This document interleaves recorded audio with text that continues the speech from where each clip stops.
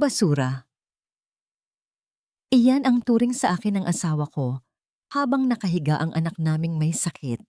Dinuraan ni Demetrius ang 10 taon naming pagsasama para sa isang babaeng tagapagmana. Sa gitna ng malakas na ulan, itinapon kami sa kalsada na parang mga basahan. Akala nila ay tapos na ako, pero hindi nila alam ang bawat patak ng ulan ay naging bakal sa aking dibdib.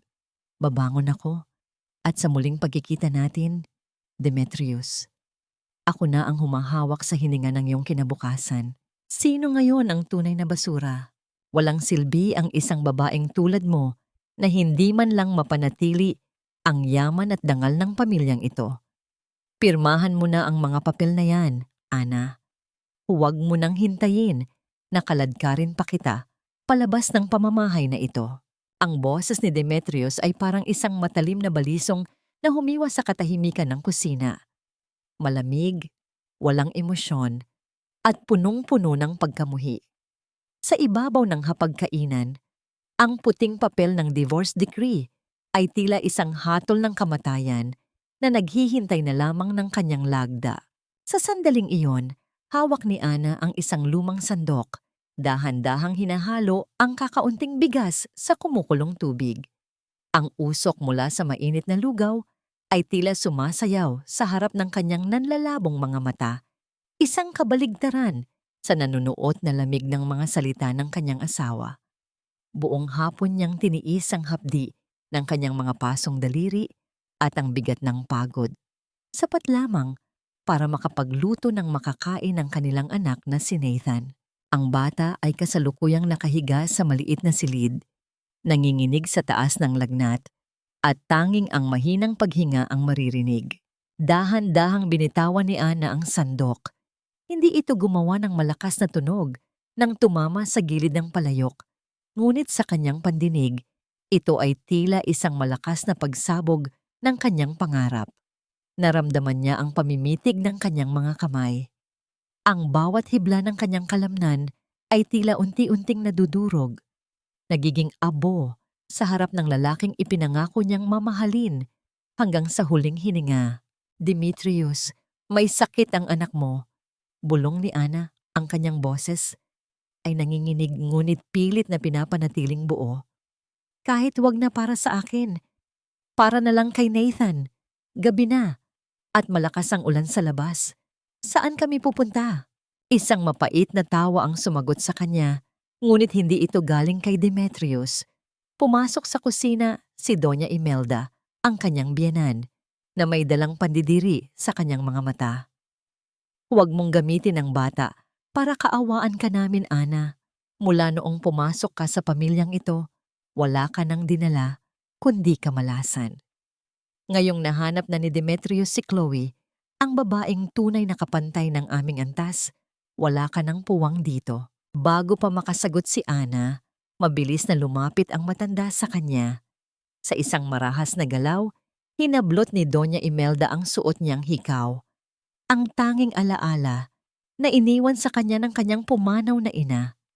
Naramdaman ni Ana ang hapdi ng pagkapunit ng kanyang balat sa tenga, ngunit mas masakit ang pagkapunit ng kanyang dangal.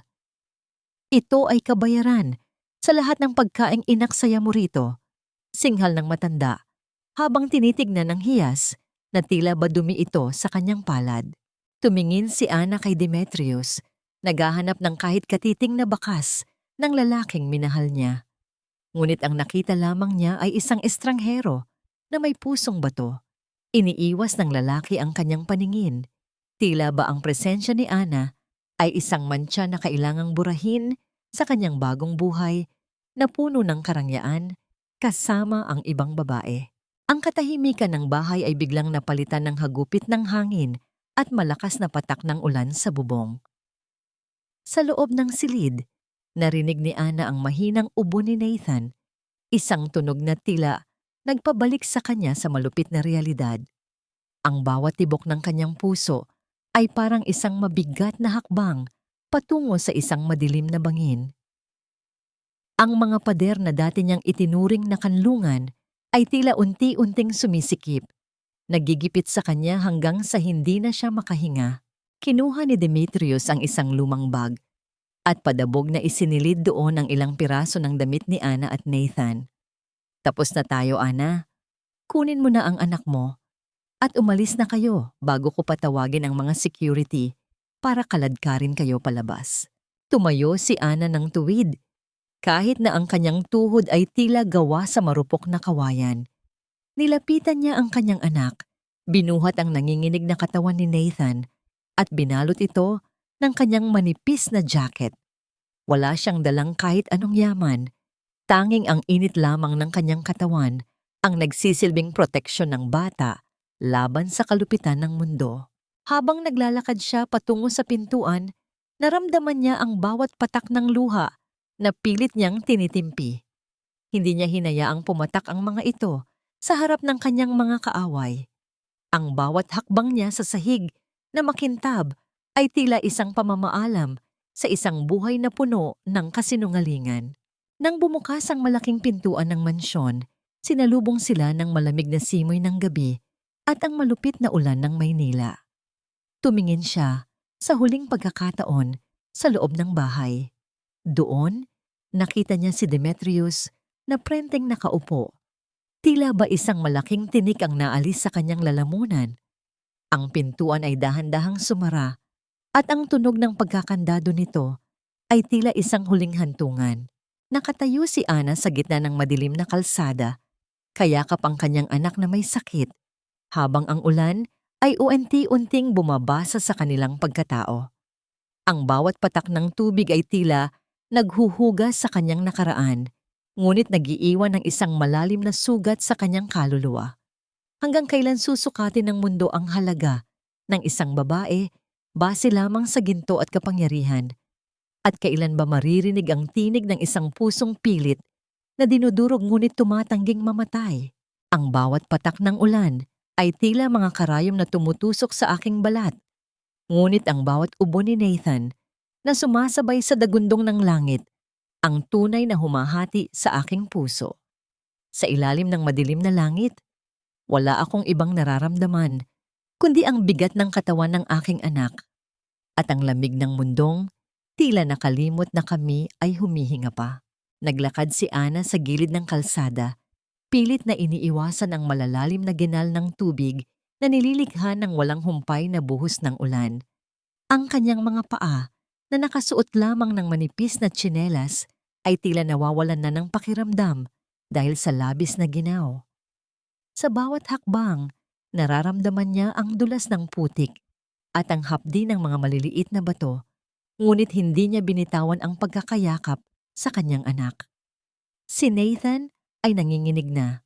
Ang init ng kanyang hininga sa leeg ni Ana ay tila isang babala na nauubusan na sila ng oras.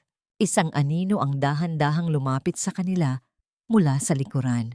Napahinto si Ana, ang kanyang puso ay mabilis na tumitibok dahil sa kaba. Sa gitna ng dilim at ulan, mahirap makilala kung sino ang papalapit. Ngunit nang tumama ang liwanag ng isang poste ng ilaw, nakita niya ang pamilyar na mukha ni Kuya Ben, ang matandang driver ni Demetrius na matagal nang nagsisilbi sa pamilya. "Ma'am Ana!" Pabulong na tawag ni Ben. Ang kanyang boses ay puno ng pag-aalala at takot na baka may makakita sa kanya. "Diyos ko, ano ang ginawa nila sa inyo? Halik kayo. Sumilong muna kayo rito." Inalalaya ni Ben si Ana patungo sa isang maliit na waiting shed. Mabilis niyang kinuha ang kanyang sariling jacket at ibinalot ito sa ibabaw ng suot ni Nathan. Kumuha rin siya ng ilang piraso ng tinapay at isang bote ng tubig mula sa kanyang bulsa. "Kuya Ben, baka mapahamak ka." Nangangatal na sabi ni Ana habang tinatanggap ang tulong. "Alam mo naman ang ugali ni Doña Imelda. Kapag nalaman niyang tinulungan mo kami." "Huwag niyo na muna akong isipin, ma'am." Putol ni Ben. Ang kanyang mga mata ay nagniningning sa lungkot. "Hindi ko kayang sikmurain ang ginawa nila. Narito ang kaunting ipon ko. Itago niyo ito. Hindi ito kalakihan, pero sapat na para makahanap kayo ng masisilungan ngayong gabi at maibili ng gamot si Nathan." Tinanggihan ni Ana ang pera noong una, ngunit nang marinig niya ang muling pag-ubo ng kanyang anak, na tila hirap na sa paghinga, dahan-dahan niyang isinara ang kanyang palad sa lukot na papel na iniabot ni Ben. Ang bawat sentimo ay tila may kasamang bigat ng kahihiyan, ngunit para sa isang ina, ang dangal ay isinasantabi kapag buhay ng anak ang nakataya. Matapos magpasalamat, nagpatuloy si Ana sa paglalakad patungo sa sentro ng bayan kung saan alam niyang may mga botika at murang tuluyan. Habang naglalakad, nadapa siya sa isang bahagi ng kalsada na puno ng lubak. Ang kanyang tuhod ay tumama sa semento at ang hapdi ay agad na gumapang sa kanyang buong katawan. Ngunit sa halip na sumigaw sa sakit, mas hinigpitan niya ang kapit kay Nathan. Tinitiyak na hindi tumama ang bata sa lupa. Narating niya ang isang maliit na sanglaan na bukas pa sa kabila ng malalim na gabi. Tumingin si Ana sa kanyang daliri. Ang kanyang singsing sa kasal. Ang huling simbolo ng isang pangakong naging isang sumpa. Hindi niya naisip na darating ang araw na ang tanging natitirang ebidensya ng kanyang pagmamahal ay ipagpapalit niya para sa ilang piraso ng pilak. "Sandali lang po, kuya." Pakiusap ni Ana sa lalaking nasa likod ng rehas na bakal ng sanglaan. "Kailangan ko lang pong maipagamot ang anak ko. Kahit magkano na lang po ang ibigay niyo rito." Tiningnan ng lalaki ang singsing nang may kawalang bahala. Pagkatapos ng ilang sandali, nag-abot ito ng maliit na halaga na sapat lamang para sa isang gabi sa murang motel at ilang tableta ng paracetamol. Tinanggap ito ni Ana nang walang reklamo. Ang bawat hakbang palabas ng sanglaan ay tila mas mabigat kaysa sa pagpasok niya rito. Ang kanyang huling koneksyon sa kanyang nakaraan ay tuluyan ng naputol. Naglakad siya patungo sa pinakamalapit na botika. Ang kanyang paningin ay nagsisimula ng lumabo. Hindi niya matandaan kung kailan siya huling kumain o uminom ng tubig. Ang bawat hininga niya ay tila isang pakikibaka laban sa pagod at gutom na unti-unting kumakain sa kanyang lakas. Nang makarating siya sa harap ng botika, ang malamig na hangin na nanggagaling sa loob ng establishmento ay tumama sa kanyang basang mukha. Kinuha niya ang reseta na matagal na niyang itinatago sa kanyang bulsa. Ngunit bago pa man siya makapagsalita sa pharmacist, naramdaman niya ang biglang pag-ikot ng paligid.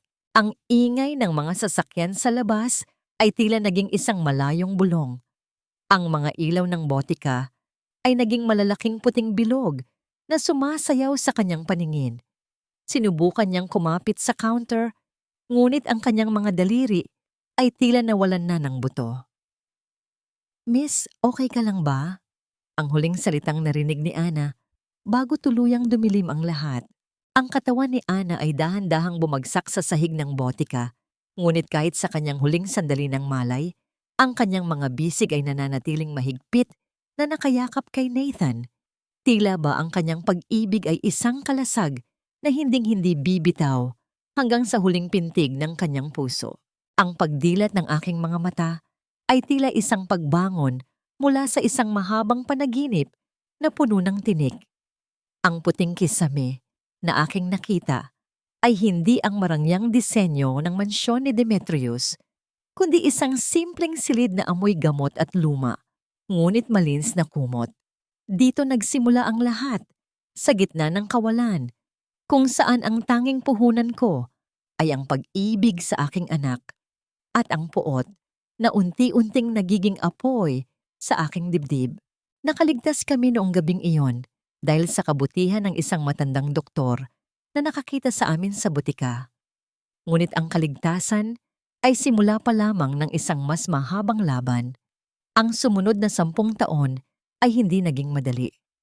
Ang bawat sentimo na aking kinita mula sa paglalaba, pagtitinda sa kalsada at pagtatrabaho bilang encoder sa gabi ay may kalakip na dugo at pawis. Naalala ko pa ang mga gabing ang hapunan namin ni Nathan ay iisang pirasong tinapay na pinaghahati naming dalawa, habang ang mga libro ko sa kolehiyo ay basa ng luha dahil sa antok at pagod. Ngunit ang bawat pangungutya ng mga taong nakapaligid sa akin Ang bawat pinto na isinara sa aking mukha dahil ako ay isang disgrasyadang ina ay naging baitang ng aking hagdan patungo sa itaas. Ang bawat sugat sa aking kamay mula sa pagtatrabaho ay naging paalala na hindi na muling may tatapak sa aking pagkatao. 10 taon, isang dekada ang lumipas na parang isang mabilis na agos ng ilog na humubog sa isang matigas na bato. Ngayon, nakatayo si Ana sa harap ng isang malaking bintana sa pinakamataas na palapag ng Empire Tower. Ang tanawin ng lungsod sa ibaba ay tila isang dagat ng mga ilaw, ngunit ang kanyang pansin ay nakatuon sa kanyang sariling refleksyon sa salamin. Ang babaeng nakasuot ng mamahaling itim na terno na may maayos na buhok at matapang na tingin ay malayo na sa basang-basang pulubi na itinapon sa kalsada noon. Madam Ana, narito na po ang listahan para sa Grand Alumni Homecoming ng inyong batch. Ang malumanay na boses ng kanyang sekretarya na si Liza ang pumutol sa kanyang malalim na pag-iisip. Inilapag ni Liza ang isang eleganteng imbitasyon sa ibabaw ng mesa. Ang gintong mga titik ay tila nagniningning, dala ang mga pangalan ng mga taong dati ay tiningala ni Ana at ang mga taong bumasag sa kanyang puso. Salamat Liza, maaari ka nang lumabas, sagot ni Ana. Ang kanyang boses ay kalmado, may awtoridad, ngunit may lalim na tanging siya lamang ang nakakaalam. Nang mag-isa na lamang siya, dahan-dahang hinawakan ni Ana ang imbitasyon. Ang bawat hibla ng papel ay tila nagdadala ng mga alaala ng tawanan at kislap ng mga mata ni Demetrius noong sila ay mga estudyante pa lamang. Ngunit sa ilalim ng listahan ng mga special guests, nakita niya ang pangalang matagal na niyang hindi binibigkas, Demetrius Valdez and Chloe Montenegro Valdez. Isang mapait na nangiti ang sumilay sa mga labi ni Ana. Nabalitaan niya ang unti-unting paghina ng negosyo ng mga Valdez. Ang karangyaan na ipinagpalit ni Demetrius sa kanilang pamilya ay tila isang kastilyong gawa sa buhangin na unti-unti nang kinakain ng alon. Samantalang siya, ang babaeng itinuring nilang basura, ang siyang may hawak ng mga kumpanyang nagpapautang sa kanila ngayon. Bumukas ang pinto ng opisina at pumasok ang isang matangkad na binata. Si Nathan. Sa edad na 15, ang kanyang mga mata ay refleksyon ng katatagan ng kanyang ina. Ngunit ang kanyang ngamang ngiti ay puno pa rin ng kabutihang hindi kailanman nagapi ng kahirapan. Mom, are you really going? Tanong ni Nathan. Ang kanyang boses ay lumalim na sa paglipas ng panahon. You don't have to prove anything to them. We are happy now. Lumapit si Ana sa kanyang anak at hinawakan ang mukha nito. Hindi ito tungkol sa pagpapatunay, Nathan. Tungkol ito sa pagtatapos ng isang kabanata na matagal nang nakabukas. Kailangan nilang makita na ang pusong dinurog nila ay hindi lamang gumaling, kundi naging isang kuta na hinding-hindi na nila muling magigiba. Huminga ng malalim si Ana habang tinitingnan ang imbitasyon. Ang gabi ng reunion ay hindi lamang isang pagtitipon ng mga lumang magkakaibigan. Ito ay magiging isang arena kung saan ang katarungan ay hindi ibibigay, kundi kukunin. Alam ni Ana na sa sandaling humakbang siya sa bulwagan ng hotel na yon, ang lahat ng mata ay matutuon sa kanya. Ngunit hindi na siya ang biktima. Siya na ang reyna na nagmula sa abo, handang harapin ang mga anino ng kanyang nakaraan ng may taas na noo at pusong kasing tibay ng brilyante. Kinuha niya ang kanyang mamahalin na pluma at nilagdaan ang kumpirmasyon ng kanyang pagdalo. Ang tunog ng dulo ng pluma sa papel ay tila isang huling hudyat ng digmaan. Ang gabi ng pagtutuos ay malapit na at sa pagkakataong ito, si Ana na ang susulat ng sarili niyang tadhana. Hindi sapat ang kislap ng mga diamante upang tabunan ang dilim ng nakaraan, ngunit sapat ang mga ito upang bulagin ang mga taong minsang minaliit ang aking pagkatao. Ang bawat hakbang ni Ana sa ibabaw ng pulang alpombra ng Grand Ballroom ay tila isang ritual ng paglaya. Hindi naririnig ang tunog ng kanyang mamahaling sapatos sa malambot na tela. Ngunit ang bawat pagdapat ng kanyang paa sa sahig ay nagdadala ng bigat ng 10 taong pagtitiis. Ang kanyang asul na gown, na kulay ng malalim na gabi, ay tila may sariling liwanag, yumayakap sa kanyang katawan, na dati ay binalot lamang ng basang jacket sa gitna ng bagyo. Sa loob ng bulwagan, ang hangin ay amoy mamahaling pabango at mababaw na tawanan. Naroon ang mga dating kamag-aral na tila mga aninong nagmamasid, naghihintay ng pagkakataong makipag-ugnayan sa mga taong may kapangyarihan. Sa gitna ng karamihan, nakita ni Ana ang pamilyar na likod ng isang lalaki, si Demetrius. Nakatayo ito sa tabi ni Chloe na tila isang reyna sa kanyang pulang kasuotan na puno ng borloloy. Ngunit sa kabila ng kanilang magarbong hitsura, napansin ni Ana ang pilit na ngiti sa mukha ng kanyang dating asawa. May mga bagong guhit ng pag-aalala sa paligid ng mga mata nito, at ang kanyang mga balikat ay tila bahagyang nakakuba sa ilalim ng bigat ng mga problemang pinansyal na pilit niyang itinatago. Sino siya? Narinig ni Ana ang bulungan ng isang babae sa gilid. She looks familiar, but so elegant. Is she a CEO of a multinational firm? I heard she's the one who just acquired the shipping lines in the South. Sagot ng isa pa, ang boses ay puno ng paghanga at inggit. Dahan-dahang lumapit si Ana sa kumpol ng mga tao kung nasaan sina Demetrius. Ang bawat hibla ng kanyang kalooban ay naghahanda sa pagsasagupa ng nakaraan at kasalukuyan. Nang maramdaman ni Demetrius ang presensya ng isang tao sa kanyang likuran, dahan-dahan itong lumingon, hawak ang isang baso ng champagne na tila ba ito ang kanyang tanging proteksyon. Sa loob ng ilang segundo, tumigil ang mundo para kay Demetrius. Ang baso sa kanyang kamay ay bahagyang nanginginig. Naglilikha ng maliliit na alon sa ibabaw ng alak. Tiningnan niya ang babaeng nasa kanyang harap. Ang matapang na mga mata, ang matuwid na tindig, at ang aura ng kapangyarihan na tila nagpapaliit sa lahat ng naroon. Good evening, everyone! Ang boses ni Ana ay malumanay. Parang isang malalim na himig ng tselo, ngunit may talas na tanging ang nakakakilala sa kanya ang makakaramdam. Ana? Ang bulong ni Demetrius ay halos hindi marinig, tila isang hangin na dumaan sa tuyong dahon. Ang kanyang mukha ay nawalan ng kulay, naging maputla na tila nakakita ng isang multo mula sa isang buhay na matagal na niyang ibinaon sa limot. Agad na humakbang si Chloe sa harap. Ang kanyang mga mata ay nanlilisik habang sinusuri si Ana mula ulo hanggang paa. Ana? As in the ex-wife? Ang babaeng pinalayas namin dahil sa pagiging walang silbi? Isang mapait na tawa ang kumawala sa kanyang mga labi. Look at you. Kaninong sugar daddy mo ninakaw ang suot mong gown? O baka naman nanghiram ka lang sa isang costume shop para magmukhang tao sa gabing ito? Hindi natinag si Ana. Sa halip, lumingon siya sa isang waiter na dumaan na tila nahihirapan sa hawak nitong tray. Dahan-dahan lang, hiyo. Ang basag na kristal ay mahirap nang buuin, parang tiwala na minsang nasira, sabi ni Ana sa bata nang may tunay na malasakit sa kanyang mga mata bago muling humarap kay Chloe. Chloe, ang kagandahan ay nabibili, ngunit ang klase at dangal ay pinaghihirapan. Kalmadong sagot ni Ana. Tumingin siya ng diretso sa mga mata ni Demetrius na tila ba binabasa ang bawat takot na nakatago sa kalooban nito.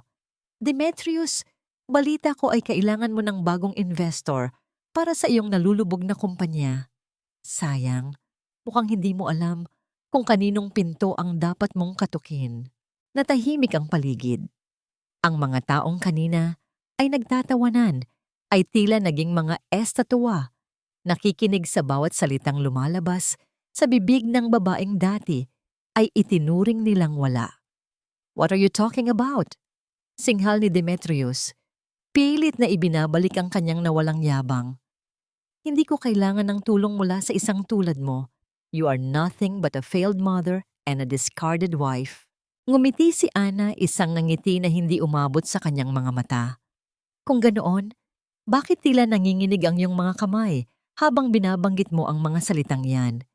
O baka naman, Natatakot ka na ang nothing na sinasabi mo ang siyang may hawak ng susi sa iyong kinabukasan. Biglang may tumunog na anunsyo sa mga speaker ng bulwagan. Tinatawag ang lahat para sa pagpapakilala ng main benefactor ng gabi. Ang kaba sa dibdib ni Demetrius ay tila naging isang malakas na tambol na kumakabog sa kanyang pandinig. Demetrius? Bulong ni Ana.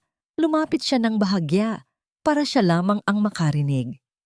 10 taon na ang nakalilipas, itinapon mo kami sa ulan na parang basura.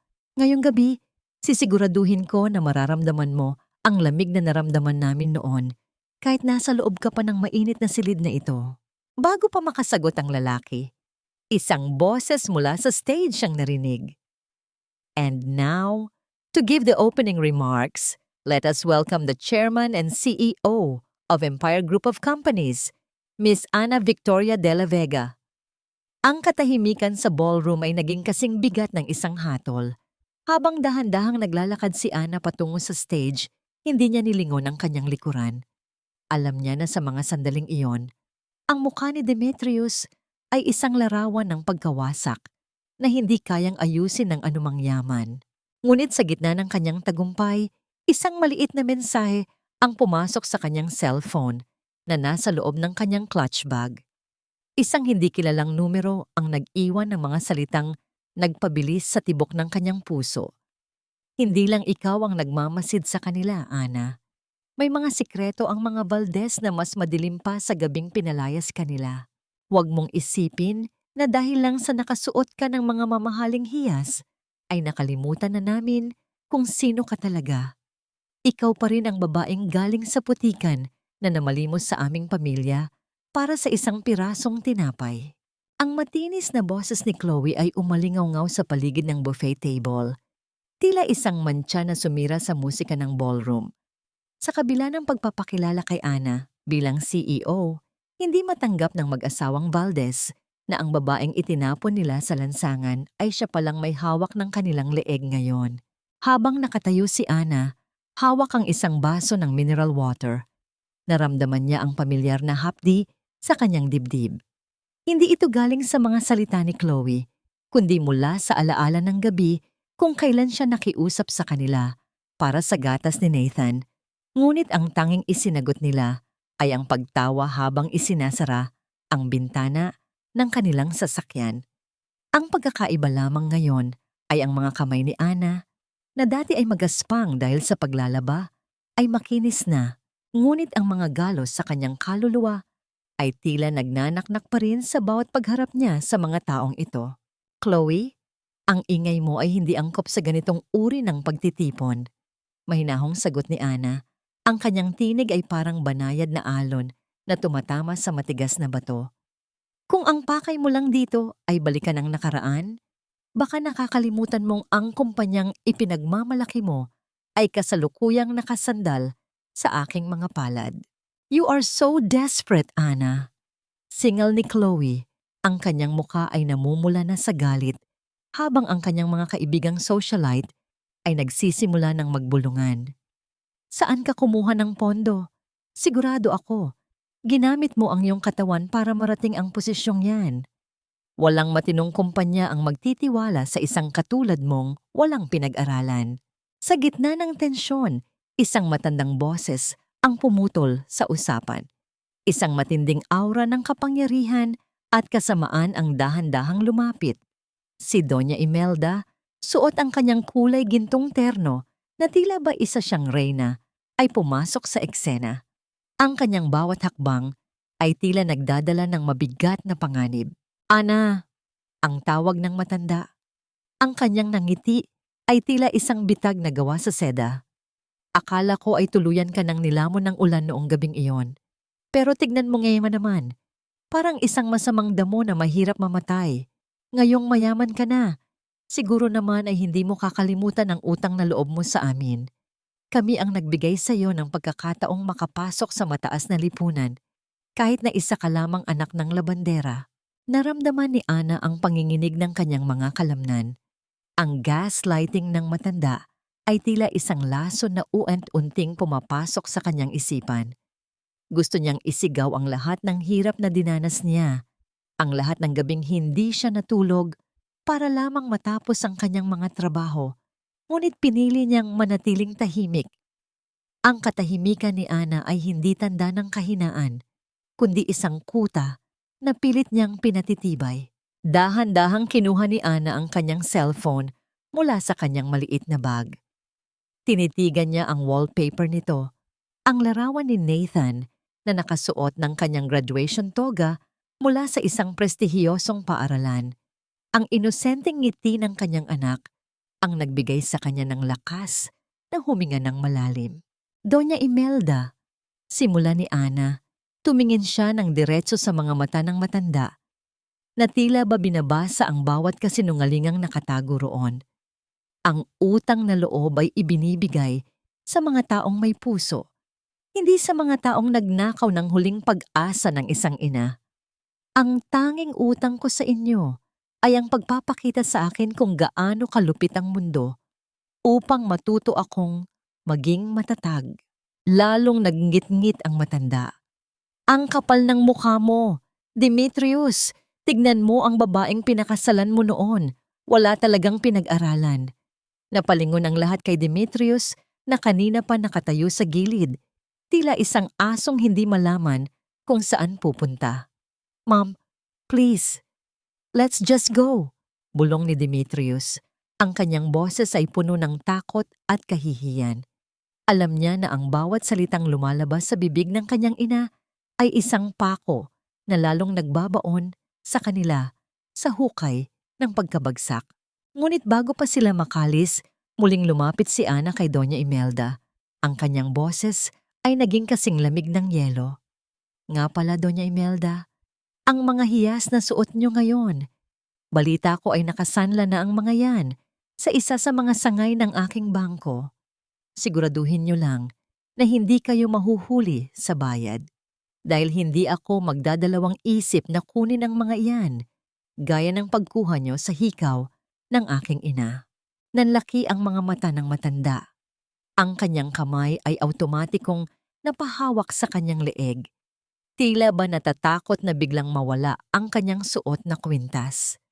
Ang sulyap ng takot sa mga mata ni Doña Imelda ay nagbigay kay Ana ng isang sandali ng kapayapaan. Ngunit alam niyang hindi pa tapos ang laban. Habang naglalakad palayo ang mga Valdez, naramdaman ni Ana ang muling pag-vibrate ng kanyang cellphone.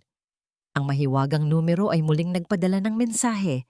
Huwag kang masyadong magdiwang, Ana. Ang lason ni Imelda ay hindi lang nasa salita. May plano silang gamitin si Nathan laban sa'yo. Mag-ingat ka sa pag-uwi. Ang bawat tibok ng puso ni Ana ay naging isang babala. Ang tagumpay ba ay sapat na proteksyon para sa kanyang pinakamahalagang kayamanan? O ang bawat hakbang niya paitaas ay lalong naglalapit kay Nathan sa panganib? Isang malaking pagkakamali ang pakasalan ka, Demetrius. Isang inutil na lalaki na walang ginawa, kundi ubusin ang yaman ng pamilya ko sa mga palpak mong desisyon. Ang sigaw ni Chloe ay parang isang matalim na kidlat na gumuhit sa loob ng kanilang madilim na silid. Ang marangyang florera na gawa sa kristal ay marahas niyang ibinalibag sa sahig, at ang mga pira-pirasong bubog nito ay kumalat sa paligid. Tila sumasalamin sa pira-piraso ring dangal ni Demetrius. Walang tunog ng pagkabasag ang narinig sa pandinig ni Demetrius, kundi ang paulit-ulit na hiyaw ng kanyang sariling konsensya na matagal na niyang pilit na pinatatahimik. Nakatayo si Demetrius sa harap ng bintana, nakatingin sa labas kung saan ang mga anino ng mga puno ay tila mga higanteng nagbabanta. Ang dati niyang makinis na mukha ay bakas na ng puyat at labis na pag-iinom. Ang alak na hawak niya ay hindi na pampakalma, kundi isang lason na lalong nagpapalabo sa kanyang isipan. Tumahimik ka, Chloe! Ang ganti ni Demetrius, ang kanyang boses ay paos at puno ng pait.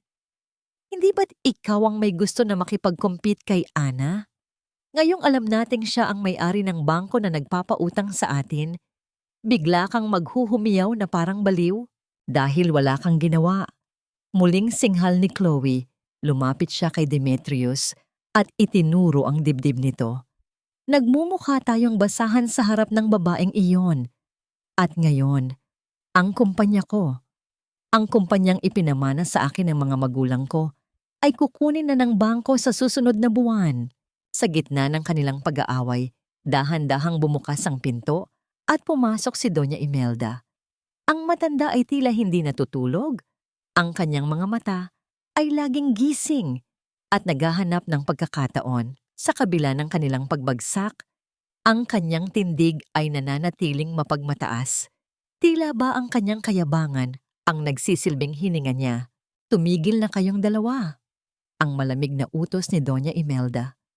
Lumakad siya patungo sa gitna ng silid, iniingatang hindi matapakan ang mga bubog sa sahig. Ang pag-aaway ay para lamang sa mga mahihina. Kung gusto nating mabawi ang lahat, kailangan nating gamitin ang tanging alas na mayroon tayo. Natingin ang mag-asawa sa matanda. Anong alas, ma? Wala na tayong pera. Wala na tayong koneksyon, sabi ni Demetrius nang may kawalang pag-asa. Isang mapait at nakakangilong na ngiti ang sumilay sa mga labi ng matanda. Nakalimutan mo na ba? May anak kayo ni Ana. Si Nathan. Siya ang tanging kahinaan ng babaeng iyon. At ayon sa batas, Demetrius, ikaw pa rin ang ama. May karapatan ka sa batang iyon. Nanlaki ang mga mata ni Demetrius. Pero ma, 10 taon ko siyang hindi nakita. Ni hindi ko alam kung anong itsura niya ngayon. At pagkatapos ng ginawa natin sa kanila, huwag kang maging tanga. Putol ni Chloe, ang kanyang mga mata ay biglang nagkaroon ng bagong kislap ng kasamaan. Tama ang mama mo.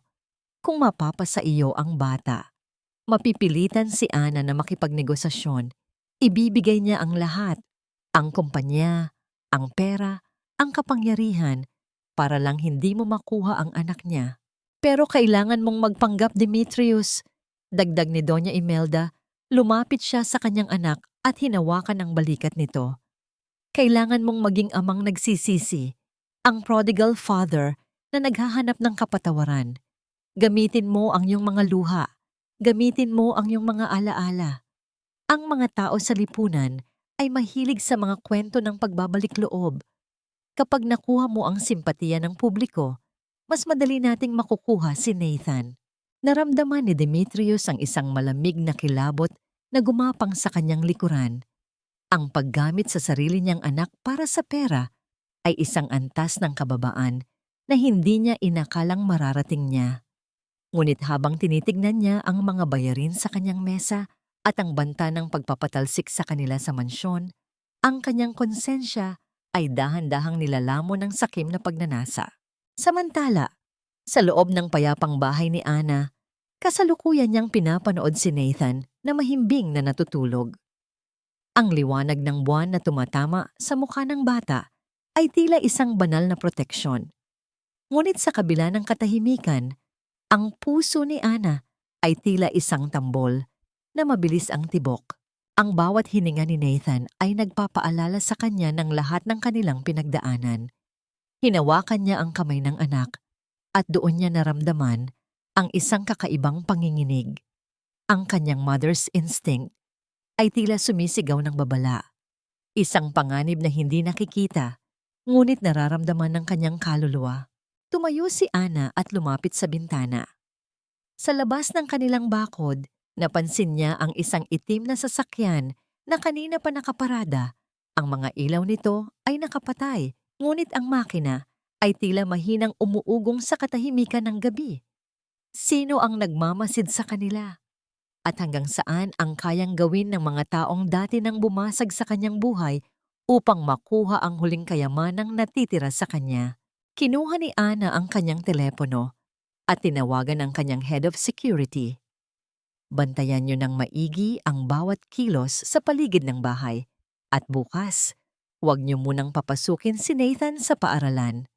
Ang gabi ay tila naging mas madilim at ang bawat bulong ng hangin ay tila nagdadala ng babala ng isang darating na unos na mas malupit pa sa bagyong hinarap niya 10 taon na ang nakalilipas. Nathan, anak, ako ito. ang tatay mo. Patawarin mo ako kung ngayon lang ako nagpakita. Ang mga salitang iyon ay tila isang malakas na kulog sa gitna ng tirik na araw. Sa harap ng gate ng isang maliit na art gallery kung saan kakatapos lang ng exhibition ni Nathan, nakatayo si Demetrius. Ang kanyang hitsura ay malayo sa dating marangya at mapagmataas na lalaki. Nakasuot siya ng isang lumang polo. Bahagyang gusot ang buhok at ang kanyang mga mata ay mapula na tila galing sa mahabang pag-iyak. Isang mahusay na pagganap para sa isang lalaking ang tanging layunin ay makuha ang tiwala ng batang matagal na niyang kinalimutan. Napatigil si Nathan. Ang kanyang hawak na sketchpad ay tila bumigat sa kanyang mga kamay. Tinitigan niya ang lalaki sa kanyang harap, ang lalaking nasa mga lumang larawan na itinatago ng kanyang ina, ang lalaking naging sanhi ng bawat luhang nakita niyang pumatak sa mga mata ni Ana. Sa halip na matuwa, naramdaman ni Nathan ang isang kakaibang panlalamig na gumapang sa kanyang mga bisig. Hindi kita kilala.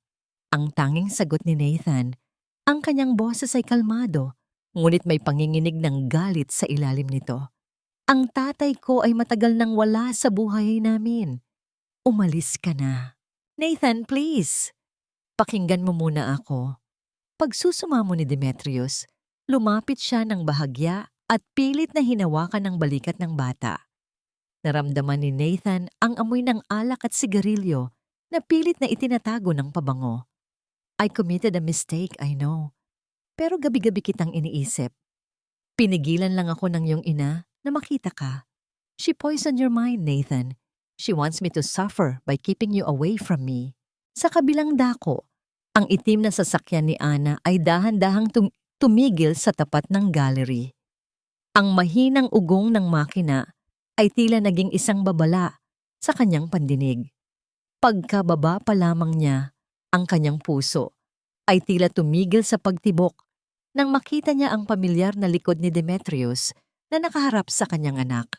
Ang bawat hakbang ni Ana sa semento ay tila isang pakikipaglaban sa grabidad. Ang galit na matagal na niyang pilit na pinatatahimik ay tila isang bulkang mayon na muling nag-aalboroto. Bitawan mo ang anak ko, Demetrius!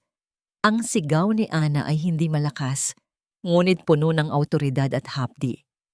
Agad siyang humarang sa gitna ni Nathan at Demetrius, tila isang inang leon na handang pumatay para sa kanyang kuting. Ana, look at what you've done! Ganti ni Demetrius. Agad siyang lumingon sa mga taong nagsisimula ng magmamasid sa kanila. Ang kanyang boses ay lumakas, tila sinisiguradong maririnig ng lahat. Anak ko rin siya. Bakit mo ipinagkakait sa kanya ang karapatang magkaroon ng ama? Isang dekada akong nagdusa dahil sa pagiging mapagmataas mo. Ang gaslighting ni Demetrius ay tila isang lason na kumalat sa hangin. Napansin ni Ana ang ilang mga magulang at guro na nagsimulang magbulungan. Ang tingin ng publiko ay tila unti-unting nagbabago mula sa paghanga sa isang matagumpay na CEO patungo sa pagdududa sa isang inang tila naglalayo ng anak sa ama nito. Huwag mong gamitin ang salitang karapatan sa harap ko. Bulong ni Ana. Ang kanyang mga mata ay nanlilisik habang nakatitig sa lalaking minsang nang iwan sa kanila sa ulan. Nasaan ang karapatan mo nung gabing itinapon mo kami sa kalsada? Nasaan ang pagiging ama mo nung mamatay-matay si Nathan sa lagnat habang ikaw ay nagpapakasasa sa kama ng ibang babae? Nagbago na ako, Ana. Humihingi ako ng tawad. Sigaw ni Demetrius. At sa isang iglap, lumuhod siya sa harap ni Ana at Nathan. Ang tunog ng pagtama ng kanyang mga tuhod sa semento ay tila isang desperadong pagsamo. Ang mga luha ay tuluyan nang pumatak sa kanyang mga pisngi. Kahit wag na para sa akin, para na lang sa bata. Give me a chance to be a father. I have rights, Ana. Dalhin natin ito sa korte kung kailangan. Naramdaman ni Ana ang paghigpit ng hawak ni Nathan sa kanyang damit. Ang bata ay naguguluhan, natatakot, at nasasaktan. Ang golden moment ng katarungang matagal na niyang hinihintay ay tila naging isang maruming palabas sa kalsada. "Mom, let's just go. Please." Pakiusap ni Nathan, ang kanyang boses ay basag na. Huminga ng malalim si Ana, pilit na pinakalma ang kanyang nanginginig na katawan. "Umalis ka na, Demetrius. Ang mga luha mo ay walang halaga sa harap ng mga taon na itinaguyod ko ang anak ko ng mag-isa. Huwag mong subukang gamitin ang korte dahil sisiguraduhin ko na ang bawat kasalanan mo ay muling mabubuhay sa harap ng batas." Habang paalis ang sasakyan ni Ana, nakita niya sa side mirror ang nakatayo ng si Demetrius. Ang mapait na mukha nito ay biglang napalitan ng isang nakakatakot na ngisi nang makuha nito ang atensyon ng isang reporter na kanina pa palang kumukuha ng video mula sa malayo. Pagdating sa bahay, sinalubong sila ng katahimikan, ngunit ang cellphone ni Ana ay muling nag-vibrate. Ang misteryosong numero ay nagpadala ng isang link, isang video sa social media na may pamagat na "Powerful CEO prevents a repentant father from seeing his son." Ang bawat comment sa video ay tila mga palaso na bumabaon sa dangal ni Ana. "Kahit CEO siya, wala siyang karapatang paglayuin ang mag-ama," sabi ng isa. "Masyadong mapagmataas, porke mayaman na," dagdag ng isa pa. Napaupo si Ana sa gilid ng kanyang kama, hawak ang kanyang ulo. Ang bawat tibok ng kanyang puso ay tila isang paalala na ang laban ay hindi pa tapos.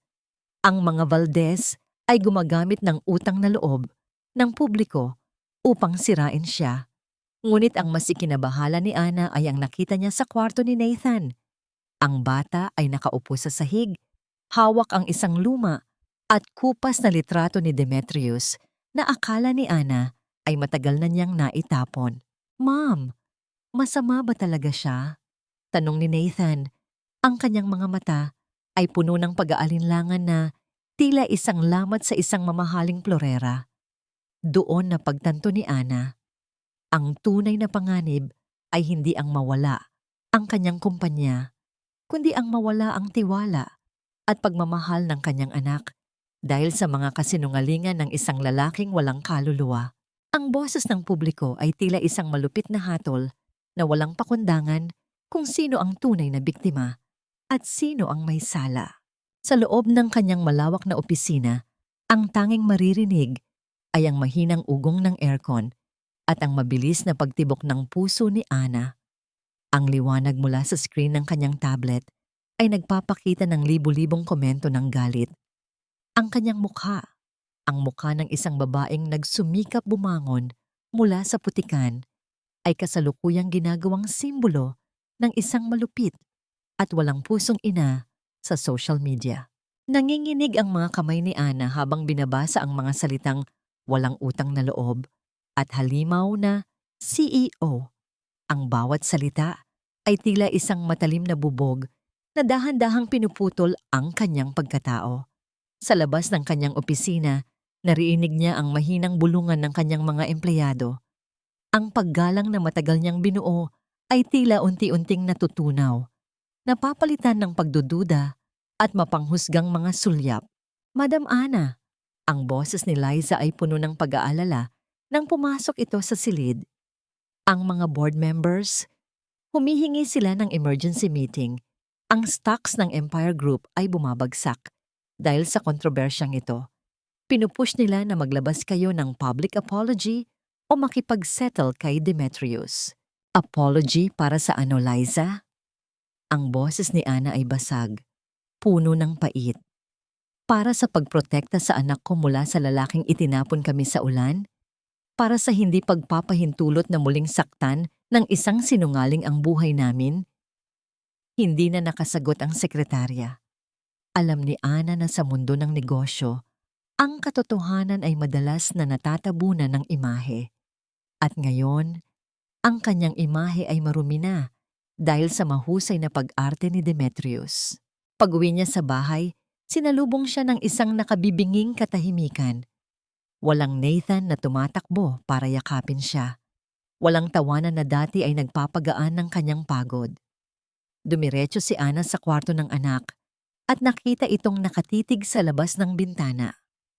Ang sketchpad ni Nathan ay nakasara at ang mga lapis ay nakakalat sa sahig. Isang senyales na ang sining na nagbibigay buhay sa bata ay tila namatay na rin. Nathan, anak, kain na tayo. Mahinahong aya ni Ana. Pilit na itinatago ang hapdi sa kanyang boses. Lumingon si Nathan. Ang kanyang mga mata ay walang kislap. Ma'am, totoo ba ang sinabi nila? Na ikaw ang pumipigil kay Dad na makita ako? Na kaya ka lang naging mayaman ay dahil gusto mo siyang gantihan? Ang bawat tanong ni Nathan ay tila isang punyal na ibinabaon sa puso ni Ana. Gusto niyang sabihin ang lahat. Ang hirap, ang gutom, ang bawat gabing halos mamatay siya sa pagod. Pero paano mo ipapaliwanag ang ganitong uri ng kadiliman sa isang inosenteng anak? Lahat ng ginawa ko, Nathan, ay para sa'yo. Para hindi mo na maranasan ang hirap na dinanas ko. Ang tanging nasabi ni Ana habang pilit na pinipigilan ang kanyang mga luha. Hindi sumagot si Nathan. Sa halip, tumayo siya at lumabas ng kwarto. Iniwan ang kanyang ina na mag-isa sa gitna ng dilim. Ang distansya sa pagitan nilang mag-ina ay tila naging isang malawak na karagatan na hindi na kayang tawirin ng simpleng yakap. Samantala, sa mansyon ng mga Valdez, ang hangin ay puno ng halakhak at amoy ng mamahaling alak. Nagdiriwang sina Demetrius, Chloe at Doña Imelda. Kita niyo na, ang daling paikutin ng mga tao, sabi ni Chloe habang iniinom ang kanyang wine. Isang drama lang sa kalsada. Naging kontrabida na ang dakilang Ana de la Vega. Huwag kayong kampante. Paalala ni Doña Imelda. Ang kanyang mga mata ay naniningkad sa kasamaan. Kailangan nating ituloy ang plano. Demetrius, ang abogado natin ay naghanda na ng petition for custody. Gagamitin natin ang public outrage na ito para patunayan na si Ana ay isang unstable mother na naglalayo sa bata sa kanyang ama. Siguraduhin niyo lang na mapupunta sa atin ang kontrol ng trust fund ni Nathan kapag nakuha natin siya. Dagdag ni Demetrius, ang kanyang mukha ay wala ng bahid ng pagsisisi na ipinakita niya sa publiko. Para sa kanya, ang anak ay isa lamang piraso ng chess na kailangang makuha para manalo sa laro ng yaman. Kinabukasan isang puting sobre ang dumating sa pintuan ni Ana. Hindi ito galing sa bangko o sa opisina. Ito ay isang legal notice mula sa korte. Ang bawat salitang nakasulat sa dokumento ay tila isang hatol na nagpapabilis sa tibok ng kanyang puso. Custody, battle, visitation rights, psychological evaluation. Ngunit ang huling bahagi ng sulat ang nagpabagsak sa tuhod ni Ana. May kalakip itong litrato, isang lihim na kuha ni Nathan na nakikipagkita kay Demetrius sa likod ng paaralan noong nakaraang linggo. Ang kanyang anak, ang kanyang tanging kayamanan, ay nagsimula nang maglihim sa kanya. Dahan-dahang pumatak ang luha ni Ana sa ibabaw ng litrato. Ang mundong binuo niya sa loob ng 10 taon ay tila gumuho sa isang iglap. Sa gitna ng kanyang pag-iyak, muling nag-vibrate ang kanyang cellphone. Ang mahiwagang numero ay nagpadala ng huling babala. Ang ulan ay muling darating, Ana. At sa pagkakataong ito, hindi lang bahay mo ang kukunin nila, kundi ang kaluluwa ng anak mo. Ang traidor ay hindi lang nasa labas, kundi nasa loob mismo ng iyong tahanan. Isang pirma lang, Ana. Ibigay mo sa akin ang kalahati ng kumpanyang ito at ititigil ko ang laban sa korte. Huwag mo nang hintayin na tuluyan kang kamuhian ng sarili mong anak dahil sa pagiging madamot mo. Ang boses ni Demetrius ay umalingaw-ngaw sa loob ng malawak na opisina ni Ana. Tila isang laso na dahan-dahang gumagapang sa mga pader na gawa sa salamin. Nakatayo siya sa harap ng mesa ni Ana. Ang kanyang mukha ay puno ng isang mapang uyam na tagumpay. Inilapag niya ang isang makapal na folder sa ibabaw ng mahogany desk. Isang kasunduan na maglilipat ng 51% ng Empire Group sa kanyang pangalan. Sa sandaling iyon, dahan-dahang hinawakan ni Ana ang isang maliit at kupas na drawing na nakasandal sa kanyang table clock. Ito ang unang guhit ni Nathan noong 5 taong gulang pa lamang ang bata. Isang larawan ng 2 tao na magkahawak kamay sa ilalim ng isang makulay na bahaghari. Ang kontrast ng inosenteng guhit na yon sa malupit na mukha ni Demetrius ay tila isang kutsilyo na dahan-dahang ibinaon sa kanyang dibdib. Naramdaman ni Ana ang panunuyo ng kanyang lalamunan. Ang bawat tibok ng kanyang puso ay tila isang mabigat na tambol na nagpapayanig sa kanyang buong pagkatao. Ang lamig ng aircon sa loob ng opisina ay tila naging kasing lamig ng yelo na bumabalot sa kanyang mga kamay, na nagre-resulta sa banayad na panginginig ng kanyang mga daliri.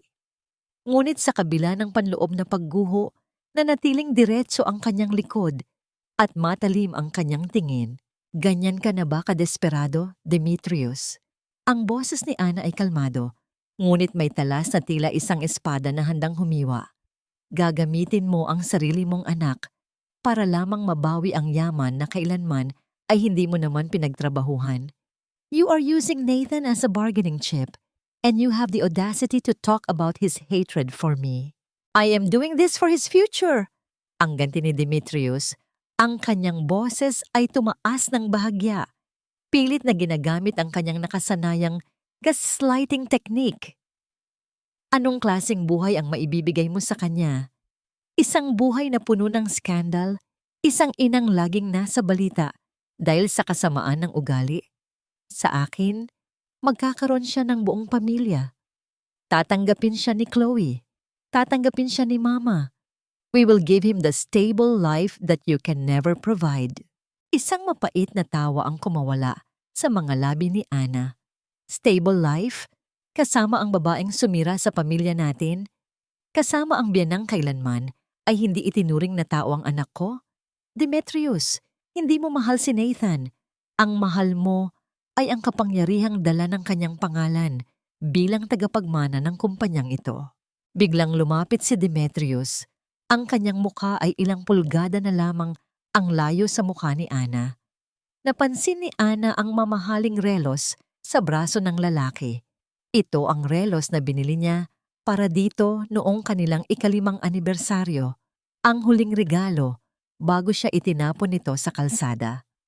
Ang meryahe ng lumang alaala at bagong kataksilan ay naging isang nakakasulasok na amoy sa kanyang pandinig.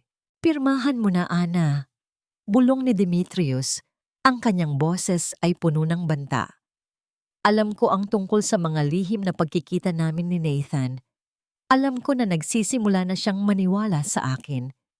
Kapag dinala ko ito sa korte at ipinakita ko ang mga ebidensya na nilalayo mo siya sa kanyang ama, hindi lang kumpanya ang mawawala sa iyo.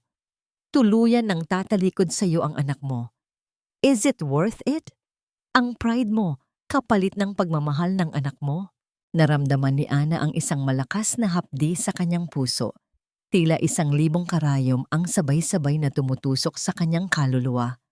Ang pagtatraidor ni Demetrius ay inaasahan na niya, ngunit ang malamang na ang kanyang anak ay unti-unti ng kinakain ng mga kasinungalingan nito ang tunay na nakapagpapahina sa kanya.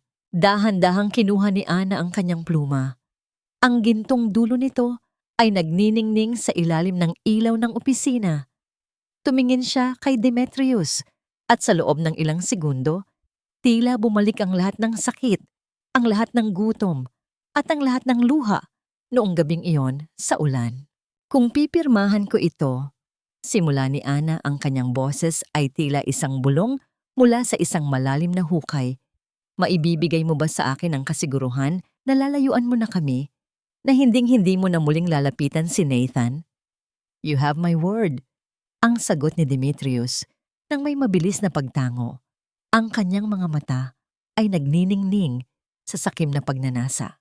Ngunit bago pa man madapat ang dulo ng pluma sa papel, ang pinto ng opisina ay marahas na bumukas nang walang anumang pasabi.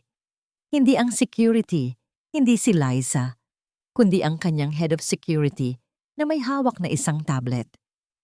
Madam, kailangan niyo po itong makita. Ngayon din, ang boses ng lalaki ay puno ng tensyon. Iniharap ng security ang screen sa kanila.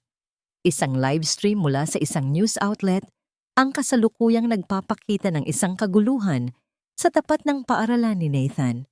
Naroon si Chloe na kasalukuyang sumisigaw at pilit na hinihila si Nathan patungo sa isang sasakyan habang ang bata ay pilit na kumakawala at sumisigaw ng saklolo. Anong ginagawa ni Chloe? Ang hiyaw ni Ana. Ang kanyang takot ay agad na napalitan ng isang mapanganib na galit. Napalingon si Ana kay Demetrius. Ang gulat sa mukha ng lalaki ay tila hindi peke, ngunit mas nangingibabaw ang takot. I didn't tell her to do that. Ang plano lang ay ang custody battle. Plano? Ang boses ni Ana ay naging kasing lamig ng kamatayan. Binitawan niya ang pluma at tumayo ng buong higante sa harap ni Demetrius. Ngayong hinawakan niyo ang anak ko sa paraang marahas, tapos na ang usapan ng pera, Demetrius. Hindi niyo lang ako kinalaban bilang CEO. Kinalaban niyo ako bilang isang ina. Dali-daling lumabas si Ana ng opisina. Iniwan si Demetrius na nakatayo at nanginginig sa takot sa gitna ng kanyang mga papel na walang halaga.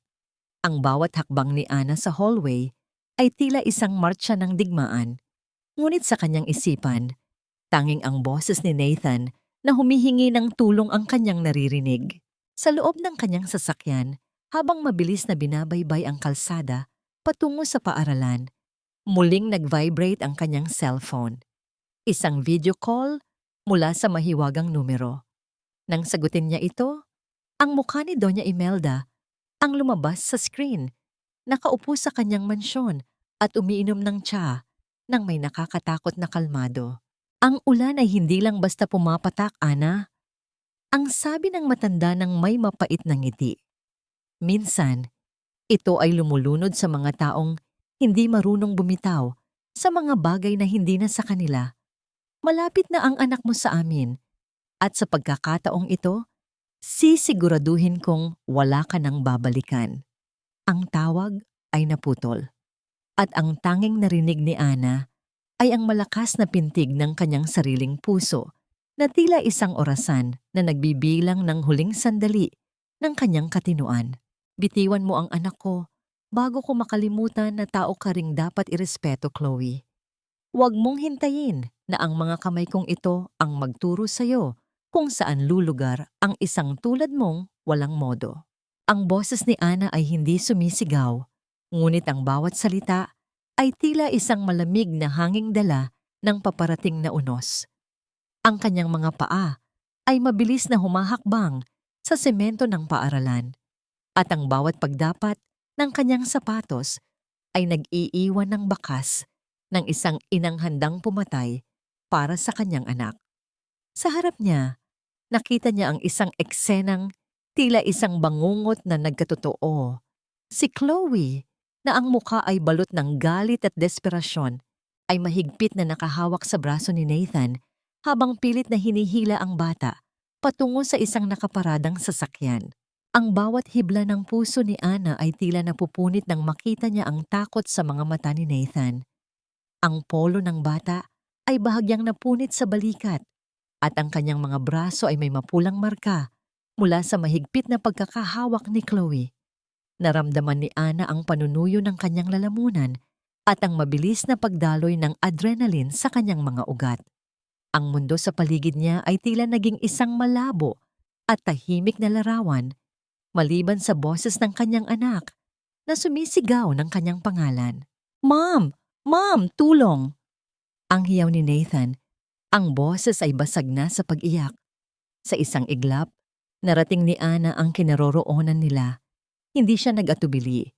Sa isang marahas ngunit maingat na galaw, hinarang niya ang kanyang sarili sa gitna ni Chloe at Nathan. Ang kanyang braso ay nagsilbing isang kuta. Inilalayo ang kanyang anak sa mga kuko ng babaeng sumira sa kanyang nakaraan at ngayon ay sinusubukang nakawin ang kanyang kinabukasan. How dare you? Singal ni Chloe Ang kanyang mga mata ay nanlilisik at ang kanyang ayos ay gulo-gulo na dahil sa pakikipagbuno sa bata. Anak ito ni Demetrius. May karapatan kaming dalhin siya sa mansyon. Ikaw ang walang karapatan. Ikaw na isang hamak na labandera lamang noon. Tinitigan ni Ana si Chloe ng may halong pandidiri at pait. Ang karapatan ay hindi ibinibigay sa mga taong gumagamit ng dahas sa isang bata. Tignan mo ang ginawa mo, Chloe. Tignan mo ang takot sa mga mata ng batang ito. Akala mo ba ay makukuha mo ang pagmamahal niya sa pamamagitan ng pananakit? Wala akong pakialam sa pagmamahal niya. Ang bulyaw ni Chloe, ang kanyang boses, ay tila isang sirang plaka na paulit-ulit na humihiway sa katahimikan ng paligid.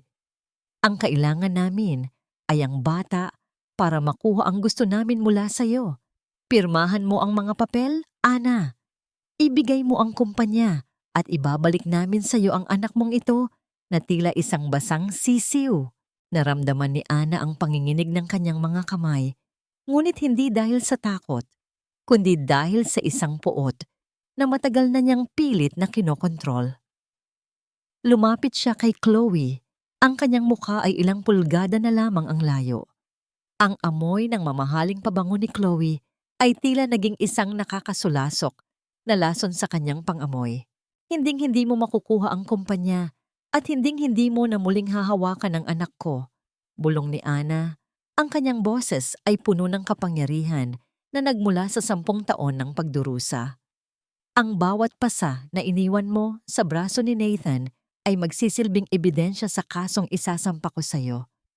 Sisiguraduhin ko na ang seldang babagsakan mo ay mas masikip pa sa mundong pilit mong kinukuha sa akin. Sa gitna ng tensyon, dumating ang mga security guard ng paaralan at ang mga tauhan ni Ana. Mabilis nilang pinalibutan si Chloe na tila isang hayop na nagigigil ngunit wala ng takas. Sa likuran, nakita ni Ana ang sasakyan ni Demetrius na dahan-dahang umaalis, tila isang duwag na tumatakas sa gitna ng digmaang siya mismo ang nagsimula. Yumakap si Nathan ng mahigpit sa baywang ng kanyang ina. Naramdaman ni Ana ang panginginig ng katawan ng kanyang anak, ang mabilis na tibok ng puso nito na tila isang maliit na ibong natatakot. Hinaplos ni Ana ang buhok ng bata. Ang kanyang mga luha ay tuluyan ng pumatak. Hindi dahil sa kahinaan, kundi dahil sa pasasalamat na ligtas ang kanyang kayamanan. Andito na si Mommy, Nathan. Wala nang mananakit sa'yo. Pangako. Bulong ni Ana. Ang kanyang boses ay tila isang banayad na himig na nagpapatahan sa unos sa puso ng bata. Mom, sorry. Sorry po dahil naniwala ako kay Dad. Ang hikbi ni Nathan ay tila isang libong punyal na tumusok sa puso ni Ana. Dahan-dahang inakay ni Ana si Nathan patungo sa kanilang sasakyan. Habang naglalakad, napansin niya ang isang lalaki na nakatayo sa di kalayuan, malapit sa isang malaking puno. Ang lalaki ay nakasuot ng itim na jacket at may hawak na kamera. Nang magtagpo ang kanilang mga mata, tumango lamang ang lalaki at mabilis na naglakad palayo. Ito ang taong nagpapadala sa kanya ng mga mensahe. Ang taong nakakaalam ng bawat kilos ng mga Valdez. Pagdating sa loob ng sasakyan, ang katahimikan ay naging kasing bigat ng isang hatol. Tinitigan ni Ana ang kanyang anak na ngayon ay nakasandal sa kanyang balikat, pagod at sugatan ng kalooban. Alam ni Ana na ang laban sa korte ay magiging madugo. Ngunit handa siyang ubusin ang lahat ng kanyang yaman at lakas para lamang hindi na muling maulit ang gabing ito. Kinuha ni Ana ang kanyang telepono at tinawagan ang kanyang abogado. Attorney, ituloy ang lahat ng kaso. Kidnapping, child abuse at grave coercion. Huwag kayong magtitira ng kahit anong butas. Gusto kong makita ang pamilyang Valdez na gumagapang sa lupa. Gaya ng ginawa nila sa amin 10 taon na ang nakalilipas. Habang tumatakbo ang sasakyan, muling tumunog ang kanyang cellphone. Isang bagong mensahe mula sa mahiwagang numero. Ang unang dugo ay dumanak na, Ana. Ngunit mag-ingat ka Dahil ang isang sugatang ahas gaya ni Imelda ay mas mapanganib kapag wala nang mawawala. Ang tunay na sikreto ni Demetrius ay nasa loob ng isang lumang safe house sa Laguna. Doon nakatago ang ebidensya na magpapabagsak sa kanila ng tuluyan. Ang bawat salita ay tila isang bagong pahina ng isang madilim na aklat. Ang ulan ay muling nagsimulang pumatak sa bintana ng sasakyan, tila isang paalala na ang gabi ay malayo pa bago mag-umaga. Akala mo ba ay natapos na ang lahat dahil lang sa nakuha mo ang iyong anak? Ang katarungan sa bansang ito ay hindi para sa mga pusong nasugatan, kundi para sa mga bulsang punong-puno ng ginto. Ang mga salitang iyon ni Doña Imelda sa telebisyon ay tila isang malupit na sampal na muling gumigising sa galit ni Ana. Habang pinapanood niya ang balita sa loob ng kanyang silid, nakita niya ang kanyang dating biyenan na suot ang isang puting terno, mukhang kagalang-galang, at nagpapanggap na biktima sa harap ng mga kamera. Sinabi ng matanda na si Ana ang nanggugulo sa kanilang pamilya at ginagamit ang bata upang makapaghiganti. Naramdaman ni Ana ang panginginig ng kanyang mga kamay habang mahigpit na hawak ang remote control. Ang bawat salita ng matanda ay tila isang lason na dahan-dahang pumapatay sa katahimikang pilit niyang binubuo para kay Nathan. Sa tabi niya, nakita niya ang kanyang anak na mahimbing na natutulog, ngunit ang bawat paggalaw ng mga talukap ng mata nito ay nagpapakita ng mga panaginip na hindi payapa. Ang marka ng mga daliri ni Chloe sa braso ng bata ay tila naging kulay ube na, isang permanenteng paalala ng kalupitan ng mga Valdez. Dahan-dahang tumayo si Ana at lumapit sa bintana. Ang ulan sa labas ay tila isang malungkot na musika na sumasabay sa kanyang malalim na paghinga. Alam niya na ang laban sa korte ay magiging isang maduming laro. Ang mga Valdez ay may mga koneksyon sa matataas na opisyal at ang katotohanan ay madaling mabili sa mga taong sakim sa kapangyarihan. Kailangan niya ng isang bagay na mas matindi kaysa sa mga pasa ni Nathan. Kailangan niya ng katotohanang hinding-hindi nila maitatago. Kuya Ben, tawag ni Ana sa kanyang pinagkakatiwalaang tauhan sa pamamagitan ng telepono. Bantayan mong maigi si Nathan. Huwag kang aalis sa tabi niya kahit isang sandali. May pupuntahan lang ako sa Laguna. Ang boses ni Ben ay puno ng pag-aalala. Madam, gabi na at malakas ang ulan. Mapanganib ang daan patungo sa lugar na sinasabi mo. Hindi ako pwedeng maghintay, Kuya Ben. Ang sagot ni Ana, ang kanyang tinig ay naging kasing tibay ng bakal. Ang bawat segundong lumilipas ay pagkakataon para sa kanila na sunugin ang ebidensya. Alagaan mo ang anak ko. Ang biyahe patungo sa Laguna ay tila isang paglalakbay pabalik sa nakaraan. Ang bawat ilaw ng poste na dinadaanan ng kanyang sasakyan ay tila mga anino ng kanyang mga alaala. Narating niya ang isang liblib na barangay kung saan nakatayo ang isang luma at tila abandonadong rest house. Ang mga damo sa paligid ay matataas na at ang mga bintanang gawa sa kapis ay tila mga matang nakatingin sa kanya ng may pagbabanta. Ang bawat hakbang ni Ana sa basang lupa ay nagdadala ng tunog ng paglubog ng kanyang sapatos sa putik. Kinuha niya ang isang flashlight at dahan-dahang lumapit sa pintuan. Ang lumang kahoy ay naglabas ng mahaba at nakakangilong tunog nang pilit niya itong itulak. Tila ba ayaw nitong papasukin ang sinumang nagnanais na mabuksan ang mga sikretong nakatago sa loob. Ang loob ng bahay ay amoy alikabok at lumang papel. Sa bawat pagtama ng liwanag ng kanyang flashlight, nakikita niya ang mga dumi ng daga at mga sapot ng gagamba na tila mga kurtinang nagtatago sa katotohanan. Natagpuan niya ang isang maliit na pinto sa ilalim ng hagdanan, nakakubli sa likod ng isang lumang cabinet. Sa loob ng maliit na silid na yon, may isang bakal na safe house. Ang panginginig ng mga daliri ni Ana ay naging mas matindi habang sinusubukan niyang buksan ang kandado gamit ang impormasyong ibinigay ng mahiwagang numero. Nang sa wakas ay marinig niya ang mahinang tunog ng pagkakalas ng bakal, tumambad sa kanya ang ilang mga folder na kulay kape. Binuksan ni Ana ang unang folder. Ang kanyang mga mata ay nanlaki at ang kanyang hininga ay tila tumigil. Hindi lang ito tungkol sa custody battle. Ang mga dokumentong hawak niya ay mga bank statements at kontrata. 10 taon na ang nakalilipas. Dito nakasulat ang katotohanan. Si Demetrius ay hindi lang basta nangaliwa.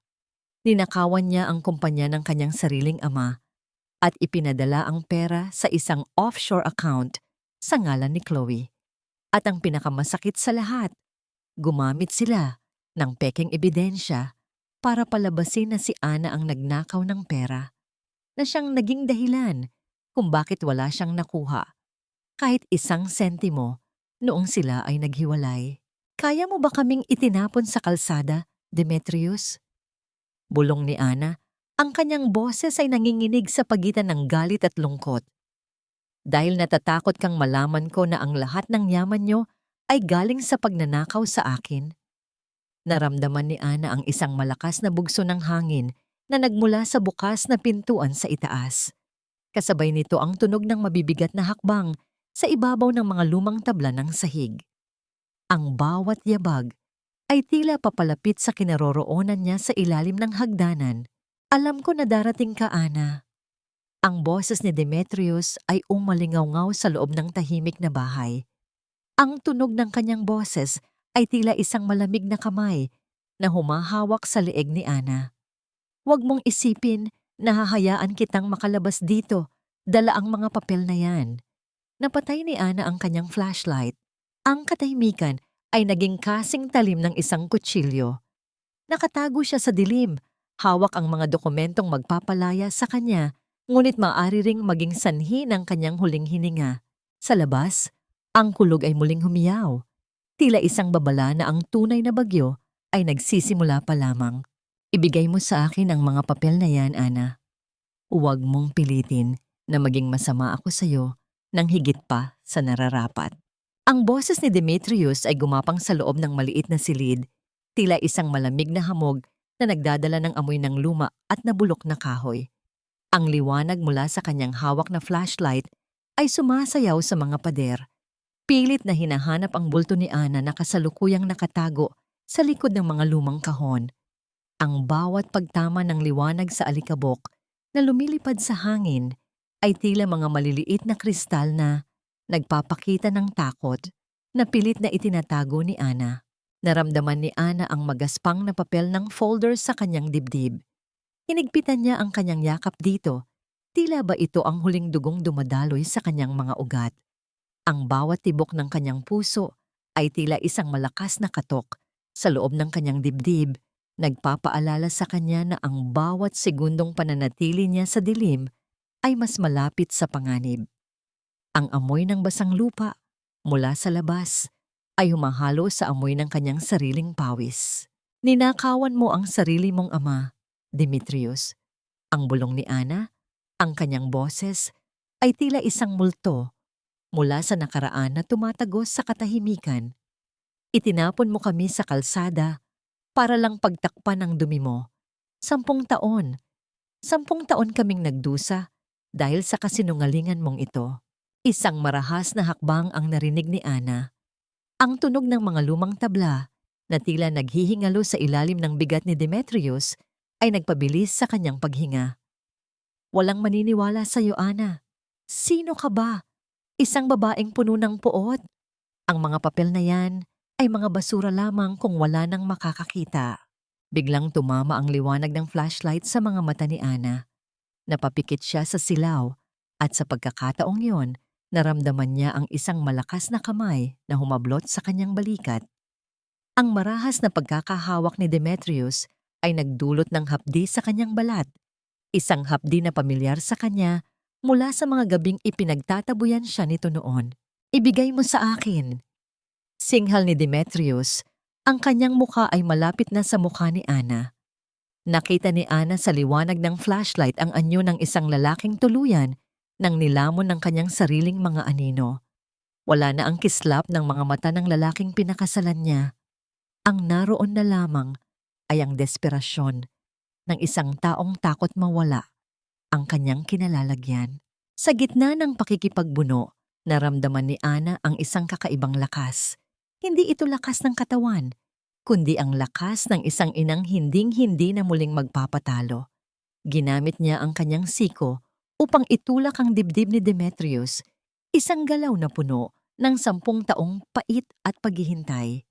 Ang lalaki ay bahagyang napaatras, sapat na oras para mabitawan nito ang flashlight na gumulong sa sahig at nagbigay ng isang pahilis na liwanag sa silid.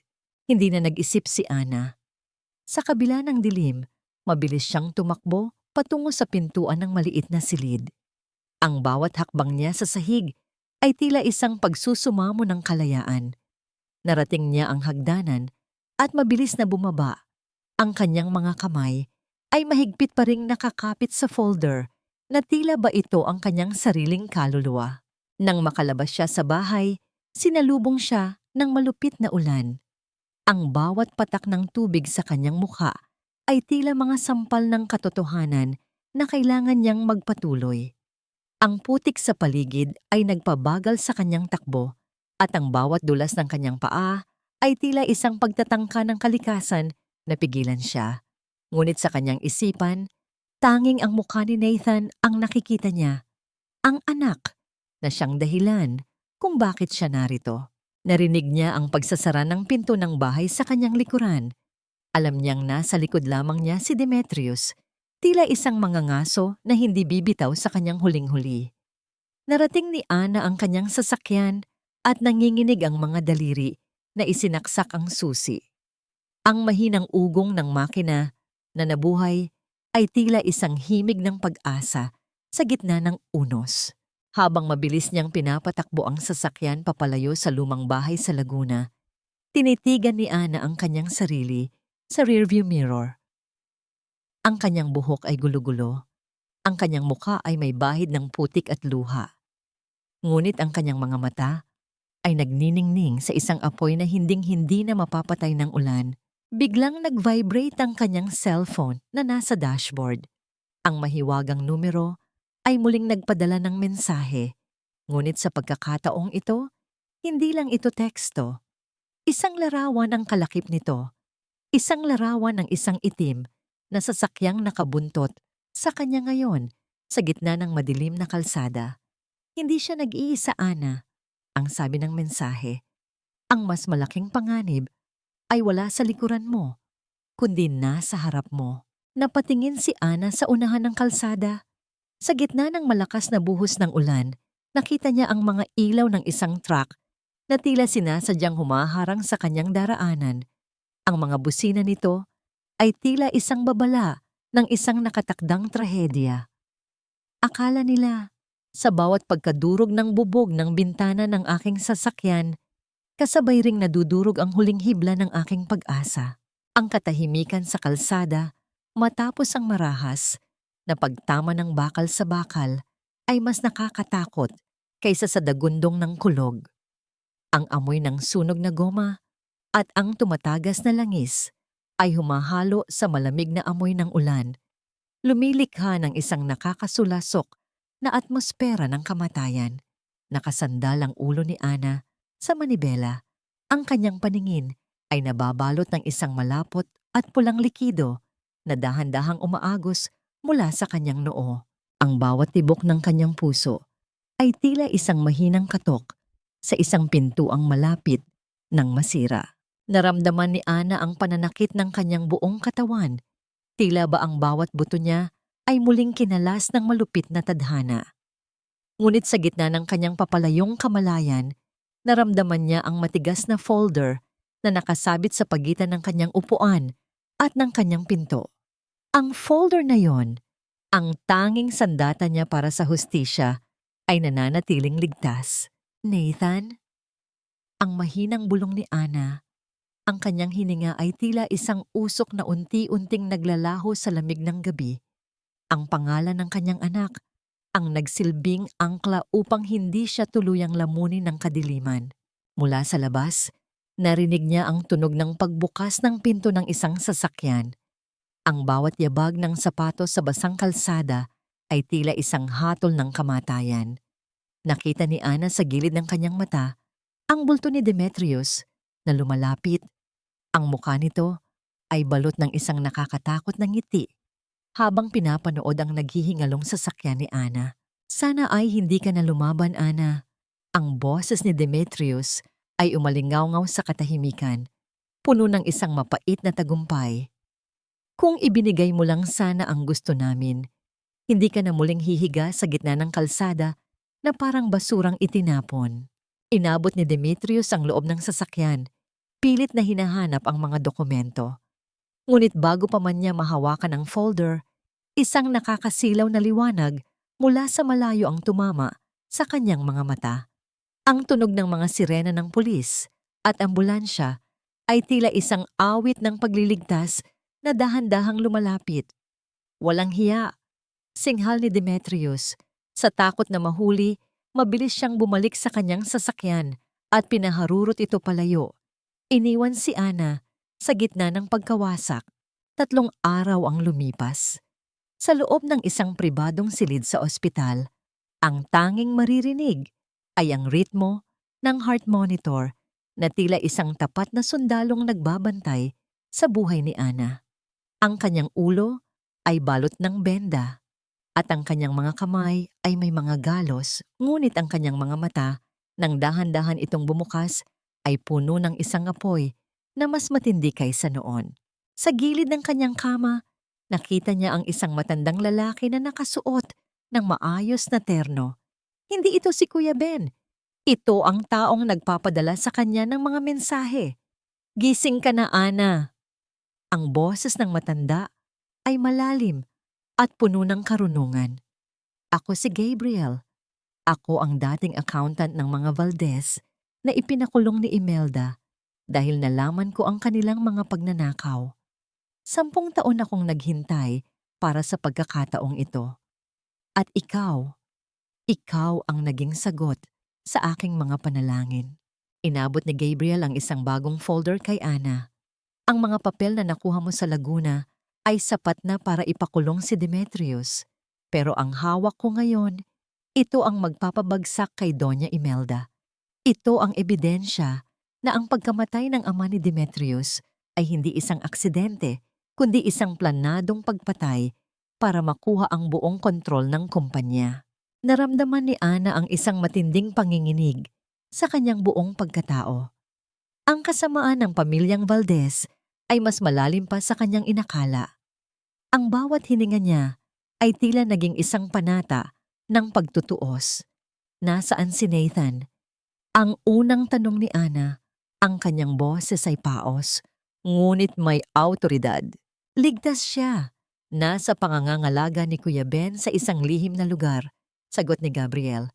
"Pero kailangan mong mag-ingat, Ana.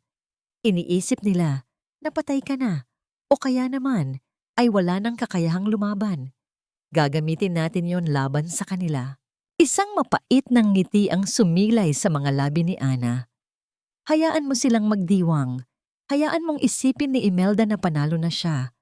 Gusto kong makita ang mukha niya kapag ang babaeng basura na itinapon niya noon ang siyang hihila sa kanya patungo sa impyerno ng kanyang sariling mga kasalanan."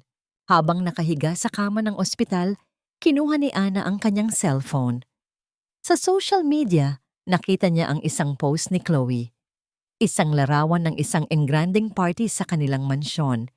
Tila ba nagdiriwang sa pagkawala ng kanilang pinakamalaking hadlang.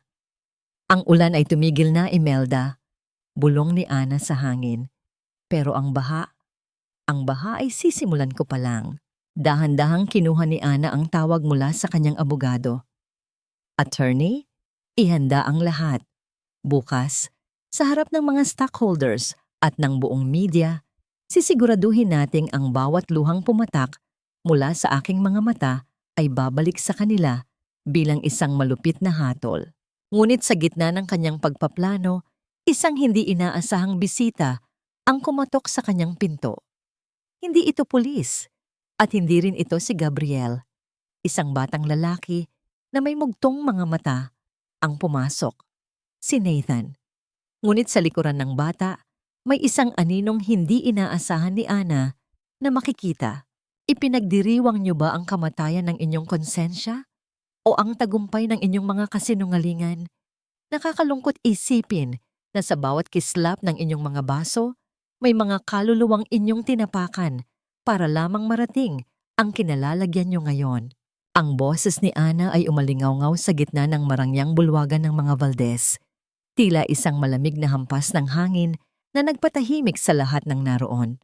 Ang tunog ng marahang musika mula sa orkestra ay tila biglang naging isang mapait na himig ng pagluluksa. Sa gitna ng entablado, nakatayo si Doña Imelda, hawak ang isang baso ng champagne na nanginginig sa kanyang kamay. Ang kanyang mukha, na kanina lamang ay puno ng pagmamayabang, ay naging kasing puti ng pader nang makita ang babaeng akala niya ay tuluyan ng nilamon ng dilim sa laguna. Nakatayo si Ana sa pintuan, suot ang isang puting gown na tila sumisira sa kadiliman ng gabi. Ang kanyang noo ay may maliit pa ring benda, ngunit ang kanyang tindig ay mas matuwid pa sa anumang kuta.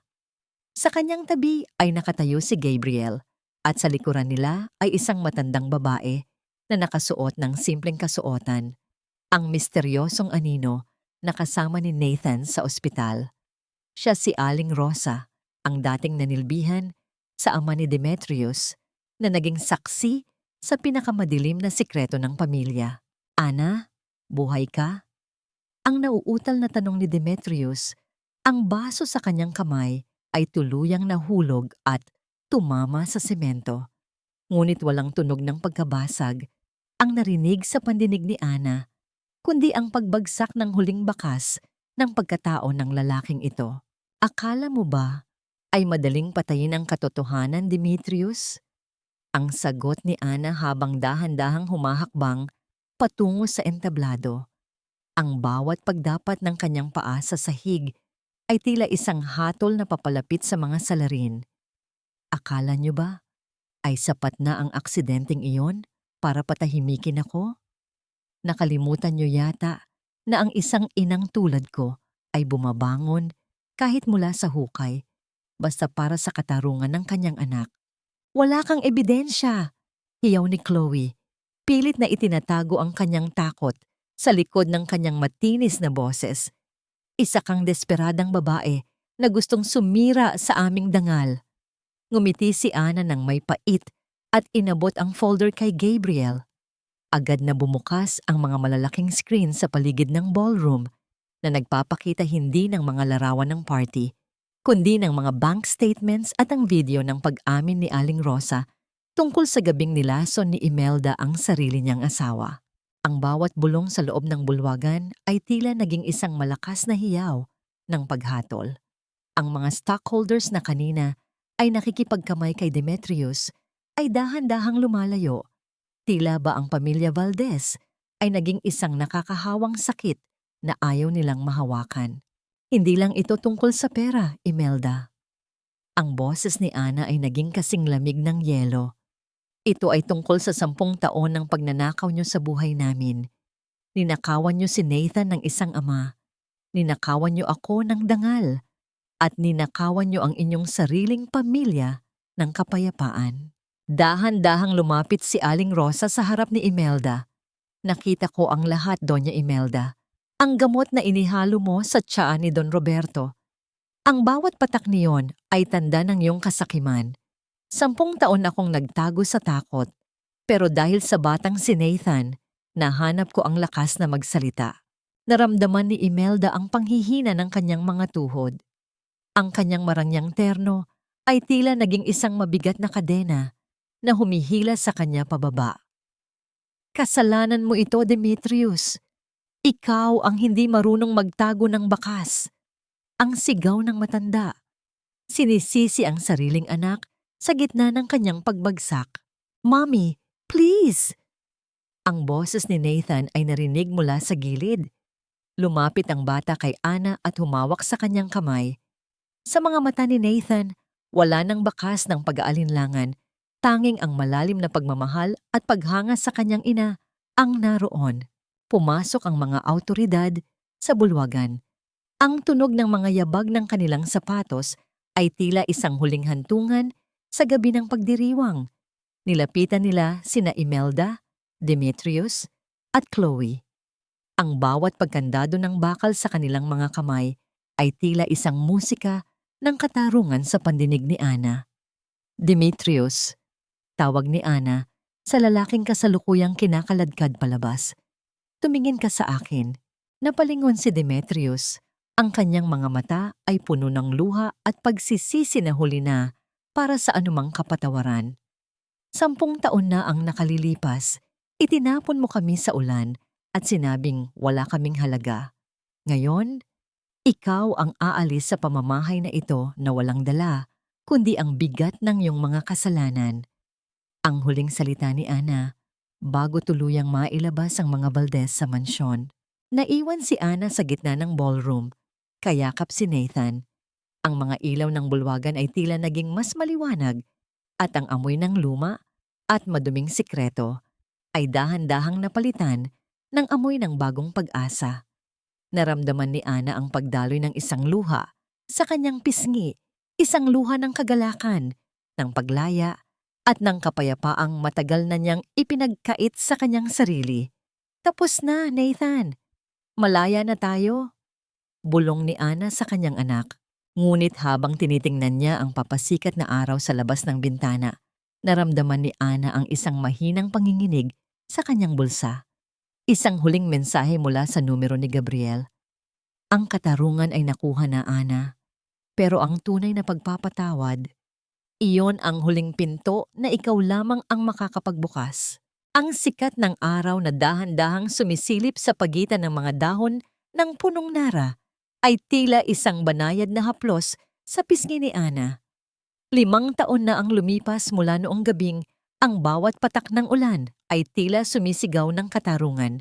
Ngunit ngayon, ang tanging naririnig sa malawak na hardin ng bahay ni Ana ay ang tawanan ng mga batang naglalaro at ang mahinang awit ng mga ibon na namumugad sa paligid. Nakatayo si Ana sa beranda. Hawak ang isang mainit na tasa ng tsaa. Ang kanyang mga kamay, na dati ay nanginginig sa pagod at takot, ay matatag na ngayon. Ang bawat lamat sa kanyang puso ay hindi na nagnanaknak. Sa halip, ang mga ito ay naging mga gintong tahi na nagpapatibay sa kanyang pagkatao. Ang bahay ni Ana ay hindi lamang isang gusali. Ito ay isang santuwaryo para sa mga inang tulad niya noon. Mga babaeng itinapon, minaliit, at nawalan ng pag-asa, ngunit handang lumaban para sa kanilang mga anak. Mula sa malayo, nakita niya si Nathan na naglalakad patungo sa kanya. Sa edad na 20, ang kanyang anak ay isa ng ganap na arkitekto. Ang bawat guhit at disenyo nito ay hango sa katatagan ng kanyang ina. Lumapit ang binata at dahan-dahang humalik sa kanyang noo, isang paggalang na tila isang panalangin ng pasasalamat. Ma'am, may dumating na liham mula sa correctional. Ang malumanay na sabi ni Nathan. Ang kanyang boses ay puno ng kapanatagan. Si Dad, humihingi siya ng huling pagkakataon na makausap ka bago ang kanyang huling sentensya. Gayon din si Lola Imelda. Huminga ng malalim si Ana. Ang pangalang Demetrius at Imelda ay hindi na nagdudulot ng pait sa kanyang lalamunan.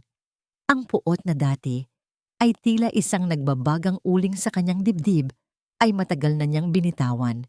Hindi dahil karapat-dapat sila sa kapatawaran, kundi dahil karapat-dapat siya at si Nathan sa kapayapaan. Hindi na kailangan, Nathan. Ang sagot ni Ana, ang kanyang mga mata ay nakatingin sa abot tanaw kung saan ang langit ay kulay asul at ginto. Ang kapatawaran ay hindi nangangahulugan ng pagbabalik sa nakaraan. Pinatawad ko na sila sa aking puso upang hindi na nila mabitbit ang aking kaligayahan sa loob ng kanilang selda. Malaya na ako, anak, at mas lalong malaya ka na. Niyakap ni Nathan ang kanyang ina, at sa katahimikan ng sandaling iyon, naramdaman ni Ana ang tunay na tagumpay. Hindi ito ang yaman ng kanyang kumpanya, hindi ang mga diamanteng suot niya, kundi ang katotohanang ang kanyang anak ay lumaking may pusong marangal at malayo sa anino ng kasakiman. Sa kanyang huling pag-iisip, binalikan ni Ana ang gabing iyon sa ulan. Ang gabing itinapon sila sa kalsada na parang basura. Kung hindi dahil sa gabing iyon, hindi niya matatagpuan ang tunay na lakas na nakatago sa kanyang kaluluwa. Ang bawat luha ay naging perlas at ang bawat sugat ay naging medalya ng kanyang pakikipaglaban. Ang buhay ay tila isang malaking sining ng paghabi. Minsan, ang mga sinulid ay maitim at magaspang. Ngunit sa huli, kapag natapos na ang obra, makikita mo na ang bawat dumi at hirap ay kailangan upang lumitaw ang tunay na kagandahan ng isang mapagmahal na ina. Tumingin si Ana sa mga inang nasa kanyang center na kasalukuyang natututo ng bagong kabuhayan. Ngumiti siya sa kanila, isang ngingiting nagsasabing ang ulan ay hihinto rin at ang bawat isa sa kanila ay may kakayahang bumangon at maging sarili nilang reyna. Dito nagtatapos ang kwento ng isang pusong sugatan na tumangging mamatay at nagsisimula ang isang alamat ng pag-ibig na walang hangganan. Dahil sa dulo ng bawat bagyo, laging may bahagharing naghihintay para sa mga taong marunong maghintay at maniwala sa sariling lakas.